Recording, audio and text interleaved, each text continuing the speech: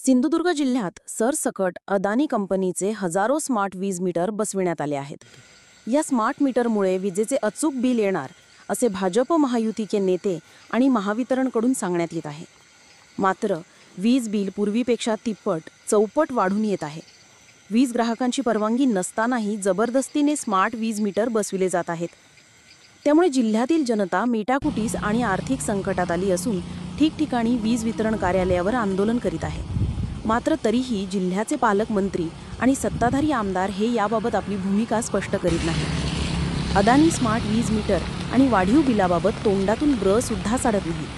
त्यामुळे याचा निषेध म्हणून अदानी स्मार्ट वीज मीटरचे बिल कमी झालेले दाखवा आणि 10,000 रुपये बक्षीस मिळवा ही बक्षीस योजना शिवसेना उद्धव बाळासाहेब ठाकरे पक्षाच्या वतीने राबविण्यात येत आहे। आणि या योजनेच्या बक्षीस वितरणासाठी पालकमंत्री व आमदार यांनी वेळ दिल्यानंतर पालकमंत्री व आमदारांच्या हस्ते बक्षीस वितरणाचा कार्यक्रम घेतला जाणार आहे, अशी माहिती कुडाळ मालवणचे माजी आमदार वैभव नाईक यांनी दिली आहे।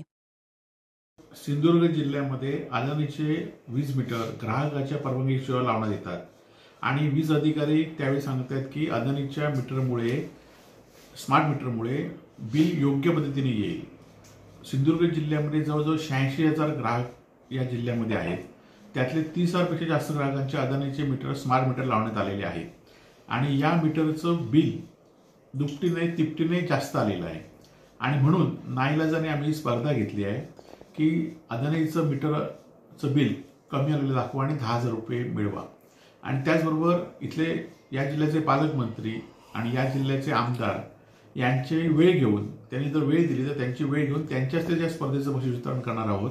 कारण संपूर्ण जिल्ह्यामध्ये स्मार्ट मीटरच्या विरोधात नागरिकांचं विविध आंदोलन सुरू असताना, नागरिकांना भुर्दंड पडत असताना ते त्या संदर्भात ब्र सुद्धा बोलत नाहीत आणि त्यामुळे दुर्दैवाने त्यांच्या वेळेनुसार हे आम्ही आंदोलनाचं बक्षीस वितरण करणार आहोत।